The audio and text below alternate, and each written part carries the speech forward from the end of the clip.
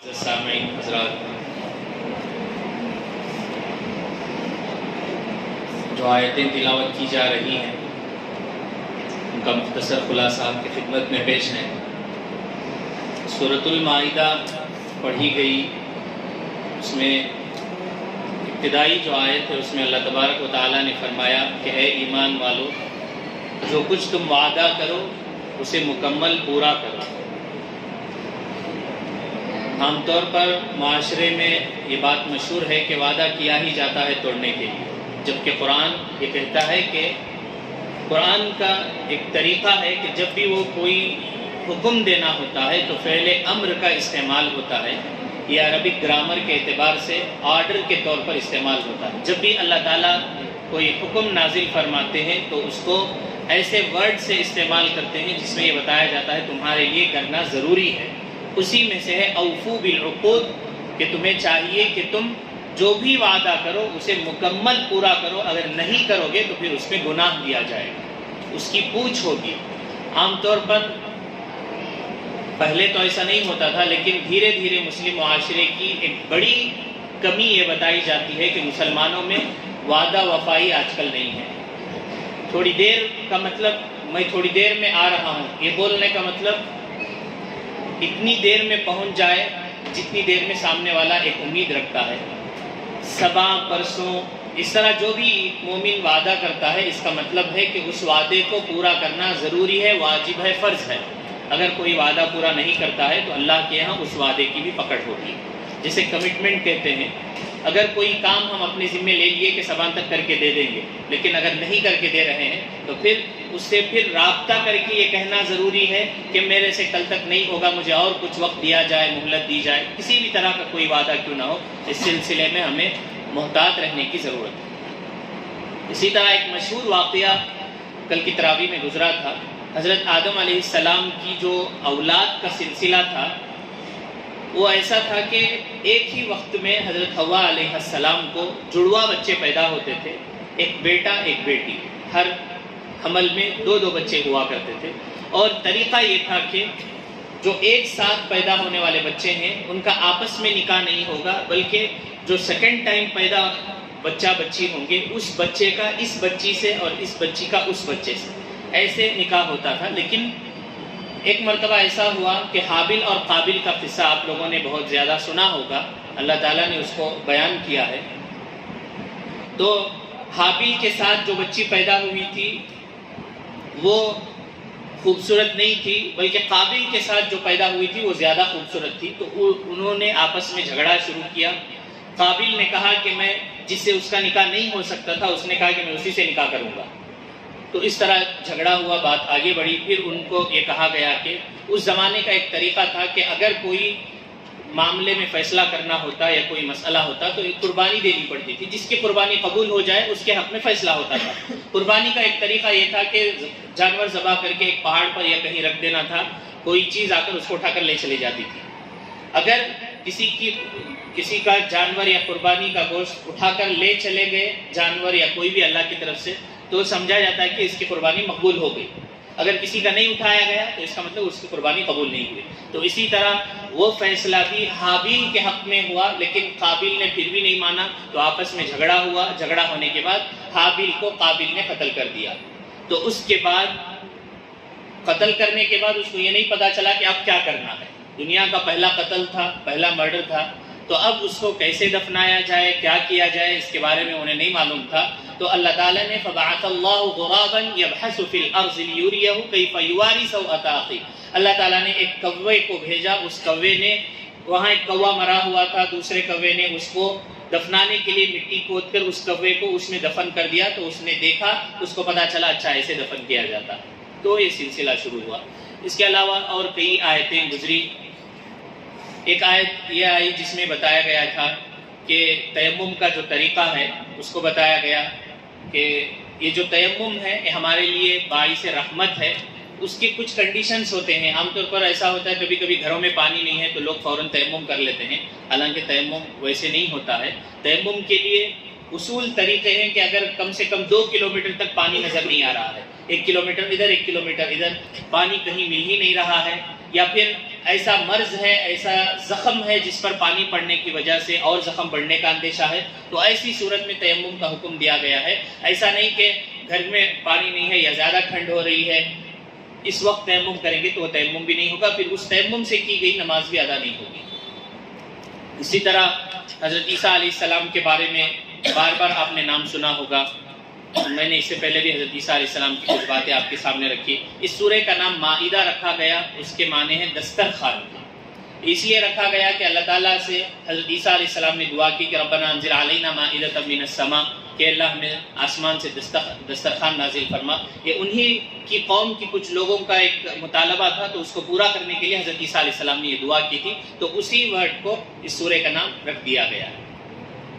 اس کے علاوہ کئی مشہور آیتیں آئی جس میں یتیم کا مال ناحق نہ کھانے کے سلسلے میں اور جنات کے سلسلے میں کہ ان کو کیسے پیدا کیا گیا ہے، آگ سے ان کی پیدائش ہوئی ہے، اور اللہ تعالیٰ نے ان کو ایسی طاقت اور قوت عطا کی ہے کہ وہ انسانوں کی نظروں سے اوجھل رہتے ہیں، اور ان کے لیے اللہ تعالیٰ نے یہ حکم دیا ہے۔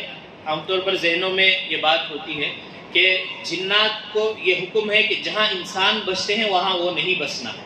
مثال کے طور پر کبھی کوئی ایک خالی زمین پڑی ہوئی ہے، وہاں جنات کا بسیرا ہوتا ہے، تو ان کے لیے شرعی یہ حکم ہے کہ اگر وہاں لیوٹ بنا کر، سائٹس بنا کر لوگ آباد ہونے لگے انسان، تو اس جگہ کو چھوڑ کر وہ جنگلوں میں چلے جائیں۔ تو اللہ تعالیٰ نے اس مخلوق کو بھی بنایا ہے، اور دونوں کو بنانے کا ایک ہی مقصد قرآن نے بتایا ہے، وما خلقت الجن والانس الا لیعبدون، میں اپنی عبادت کے لیے میں نے انسان کو اور جنات کو بنایا ہے۔ اسی طرح ایک مسئلہ آج کی تراویح میں یہ بھی آیا کہ ہم عام طور پر قسمیں کھاتے ہیں۔ قسموں کی 3 قسمیں فقہاء نے لکھی ہیں۔ لا یؤاخذکم اللہ باللغو فی ایمانکم، کچھ لوگوں کا طریقہ ہوتا ہے، یہاں تو تھوڑا کم ہے، نارتھ انڈیا اگر آپ چلے جائیں گے تو وہاں لوگوں کی ایک عادت ہوتی ہے، ایک کچھ علاقے وہاں پر قسم سے ہم ایسے نہیں کریں گے، قسم سے ہم ایسے کریں گے۔ یہاں بھی ہوتا ہے قسم سے میں ایسا نہیں بولا، قسم سے انہیں ایسا نہیں کریا، قسم بات پہ قسمیں کھانا اس کی اسلام میں اجازت نہیں ہے۔ ہاں یہ اچھی عادت نہیں ہے، اس کو بتایا گیا ہے، یہ چھوڑ دینا چاہیے۔ احادیث میں آتا ہے ان کان حالفا فلیحلف باللہ، اگر قسم کھانے کی ضرورت پڑ جائے تو صرف اللہ کی قسم کھانا ہے اور اس کو پوری بھی کرنا ہے۔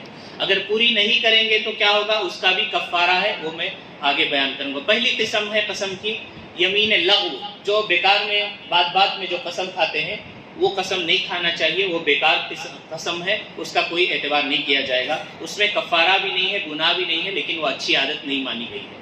دوسری قسم ہے قسم کی یمین غموس، جو ماضی کی کسی چیز پر پاس میں کوئی ایک واقعہ ہوا، صحیح ہے کہ نہیں ہے اس کو معلوم نہیں ہے، صرف اب پوچھے نا ابا بولنا اگر کیا کہ قسم سے میں دیکھا بالغ تھا پانی صبح ہی دیکھ لگایا میں، تو کچھ بھی اپنی طرف سے جھوٹ بول کے قسم بول دیا تو اس پر گناہ ہوگا، کفارہ نہیں ہوگا۔ ایسی قسموں سے بھی بچنا چاہیے، جھوٹی قسم نہیں کھانی چاہیے۔ اسی طرح تیسری قسم ہے یمین منعقدہ، اس کو کہتے ہیں فیوچر میں، مستقبل میں کسی کام کے کرنے کے بارے میں قسم کھا لینا۔ مثال کے طور پر رمضان ہونے کے بعد اللہ کی قسم سے میں 10 لوگوں کو کھانا کھلاؤں گا، یا اللہ کی قسم سے میں وہ کام پورا کر دوں گا۔ اگر کسی نے کہا کہ میں آپ کو یہ کام دیا تھا کرنے کے لیے، آپ ابھی تک پورا نہیں کیے ہیں، تو اس نے قسم کھا کر کہا کہ اللہ کی قسم میں عید کے 5 دن کے بعد کر دوں گا۔ اگر وہ نہیں کرتا ہے تو پھر اس کے لیے اسلام نے کفارہ رکھا ہے، فائن رکھا ہے۔ وہ فائن کیا ہے، اس کو 10 مسکینوں کو کھانا کھلانا پڑے گا، اگر یا پھر 10 لوگوں کو کپڑے پہنانے پڑیں گے، یہ بھی نہیں کر سکتے، وہ بھی نہیں کر سکتے، طاقت نہیں ہے، تو پھر 3 دن روزے رکھنے پڑیں گے، یہ اس کا کفارہ ہے۔ اگر ادا کر دیں گے تو یہی معافی مل جائے گی، ورنہ آخرت میں اللہ تعالیٰ اس کی پوچھ کریں گے۔ اسی طرح ایک آیت گزری جس میں یہ بتایا گیا، اللہ کے نبی صلی اللہ علیہ وسلم نے فرمایا وَأَنَّ هَذَا صِرَاطِي مُسْتَقِيمًا فَاتَّبِعُوهُ، میں جس، اور ایک بات آپ کے ذہن میں ہونی چاہیے کہ جس مذہب کا جو نبی ہوتا ہے، وہ نبی اس مذہب کا سب سے پہلا مسلمان ہوتا ہے۔ وَأَنَا أَوَّلُ الْمُسْلِمِينَ، امت محمدیہ کے سب سے پہلے مسلمان اس امت کے نبی ہوتے ہیں۔ اور نبی نے فرمایا کہ یہ جو راستہ میں تمہارے پاس لے کر آیا ہوں، جو میرا دین ہے، میرا اسلام ہے، وہ بالکل سیدھا ہے، اسی کی اتباع کرو۔ وَلَا تَتَّبِعُوا السُّبُلَ فَتَفَرَّقَ بِكُمْ عَنْ سَبِيلِهِ، تم ادھر ادھر مت بھٹکو، تم راستہ بھٹک جاؤ گے۔ اس میں فقہاء نے کچھ باتیں لکھی ہیں، مفسرین نے، کہ میں مسلمان ہوں تو میں اسلام کا ریپریزنٹیو ہوں، مجھے دیکھ کر میرے حرکات سے، میری باتوں سے ایسا لگنا چاہیے کہ یہ اسلام ہے، اسلام چلتا پھرتا ہے۔ اگر لوگ جو دوسرے مذہب کے ہوں گے وہ جا کر کتاب تو نہیں پڑھیں گے اسلام کیسا ہے، وہ مسلمانوں کو دیکھ کر سمجھیں گے کہ اسلام ایسا ہے۔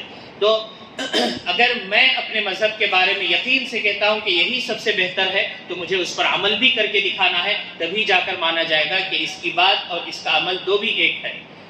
مثال کے طور پر یہ بتایا جاتا ہے، کبھی کبھی گلیوں میں ٹائپ کی کمپنی والے، شیمپو کی کمپنی والے اور وہ الگ الگ کمپنی والے آ کر اس کا پرچار کرتے ہیں۔ تو جو پرچار کرنے والا ہوتا ہے اس کی کمپنی کا شرٹ بھی پہنا ہوتا ہے، اس کا لوگو بھی ہوتا ہے، وہ اس کے مائک میں یا اس کے پاس جو بھی بیگ ہوتا ہے سب پر اس کا اسٹیکر ہوتا ہے، اس کمپنی کا کچھ نہ کچھ پروف ہوتا ہے، اور وہ پوری قوت سے بولتا ہے، پورے بھروسے سے بولتا ہے کہ یہ سر سب سے بہترین پروڈکٹ ہے، اس کو استعمال کریں گے تو ہی فائدہ ہوگا، دوسرے پروڈکٹ سے سب سے بہترین ہے۔ اسی طرح ایک مسلمان کو اپنے ایمان کے بارے میں، اپنے آخرت کے بارے میں، اللہ کے بارے میں، رسول اللہ کے بارے میں اتنے یقین سے یہ باتیں معلوم ہونا چاہیے کہ یہی برحق ہے، اسی میں کامیابی ہے اور اسی کی ہمیں تبلیغ بھی کرنا ہے۔ یہ ایک مسلمان کی شان ہونی چاہیے۔ ہم خود ڈاوا ڈول ہیں، کیا ہے کہ کیا ہوتا ہے کہ اللہ دیکھیں گے مرنے کے بعد ہوتا ہے کہ نہیں، کہ اس طرح کا ڈاوا ڈول ایمان رہے گا تو نہ خود ہم پکے مسلمان ہیں، نہ ہم پکے داعی بن سکتے ہیں۔